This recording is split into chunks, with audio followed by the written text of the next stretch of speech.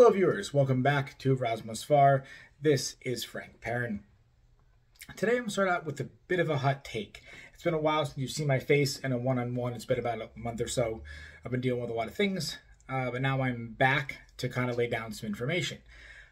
Here at Rasmusfar, we are incredibly centered and focused on presenting about the culture, arms and armor, and fighting techniques of Persian warriors, things that came from Persian culture or in areas influenced by them. And when I present these things in public and I'm doing demonstrations and talks, one of the more common misconceptions or quite frankly inaccurate labeling that I'll get is when I ask the audience, what is this weapon? What is weapon? Where have you seen this called? And like, if I put up the gores, they'll generally identify it as mace, which is fine. Or if I put up a separ, they'll identify it as a shield, which is totally acceptable. Khanjar is a dagger. They may not get the exact names. They might call it a jembaya because they've seen similar from other regions. But when I throw my shamshir up and I ask what weapon this is, most of the time people in the audience say the dreaded word scimitar. And I know it's generally not their fault. Not done out of malice. They don't know the word because they're trying to be disrespectful or whatever. But this word scimitar is problematic on a few different levels. First and foremost, if you were to go to the Middle Ages and ask a Persian warrior to see their scimitar, they might be very confused by what they're asking, because the word for scimitar, the word for sword in Persian is just shamshir, right? So they're going to hear scimitar and be a little bit confused as to what that means, maybe until you explain. But there's a very specific word for curved swords that come from different cultures that they represent. And scimitar was created as kind of like this way to describe over time any weapon that comes from the East. I'm not going to get into this in this video. I've done enough research on the linguistics of everything. Dr. Khorasani would know way more about this than I would, but it's something that I wanted to comment on my own personal experiences. Long story short, scimitar came from scimitara, normalized by a lot of Italian or similar language speakers to basically represent or mean sword from the East, because they would see people as emissaries or coming off ships with curved swords, and they would come from the East. And this could be someone who was carrying a shamshir, or maybe someone who has like a kilij, right? This is an example of a Turkish kilij. Both of them have names in their native tongue from where they're from.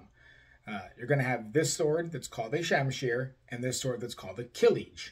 They're similar but distinct weapons in many different areas, right? The kilij has almost a straight blade to an exaggerated hook curve at the end, and most shamshirs, have either a blade about this curve, or you have, as time progresses, sometimes you see the evolution of more exaggerated curves in the shamshir, or some of them don't curve that exaggerated.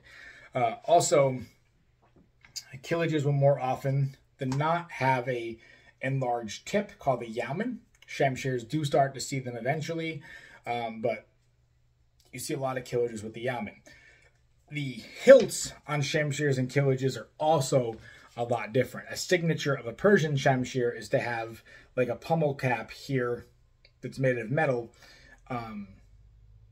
to distinct it as a shamshir, whereas opposed to kilijes and other Turkish other Turkish swords have like a wood knob kind of handle or end of the or end of their pommel. So they're very similar but distinct weapons by way of their culture, use, and names. So how did scimitar become also getting so popularized? Well, pop culture. Video games, misinformation presented in them, movies. Like, for example, if you Google search scimitar, you're going to get a bunch of fantasy weapons that look like this. And as you see, a lot of them share a lot of features of amalgamation of Middle Eastern weapons, right? You're going to see some of them that have the really wide tip at the top that a lot of the Kill-Leeges had, right? A lot of them are going to have some of the same kind of crossguard and pommel fittings as a Persian Shamshir, right? You're going to see those pop up in pop culture, and those are indeed scimitars because they're not real. But historically speaking, you're never going to go to one of these countries and ask for a scimitar and ever see one. So I hope that really clarifies a lot of things.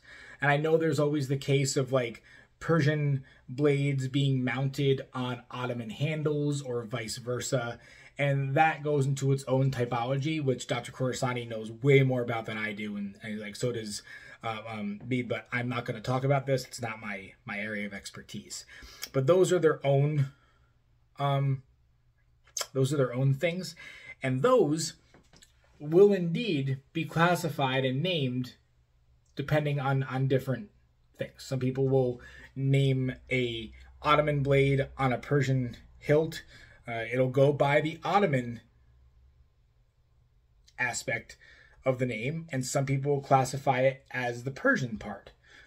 So it's going to depend on what a curator or weapons expert decides to classify it as. I can only speak for the fact that scimitars came about as these fantasy creations because people weren't able to differentiate between the cultures and the regions that they came from. And it's something that I think we need to be very careful about in the future, especially here at Razmasvar, as we are trying to focus specifically on what warriors in Persia using the Shamshir did. So just keep that in mind in the future when you're looking at weapons or looking at video games or movies where the term scimitar is mentioned, and just think a little bit about where that term came from and what we can do to be better educated about the cultures that we study. So this has been Frank Perrin for Razmasvar, and I will see you very soon. Thank you.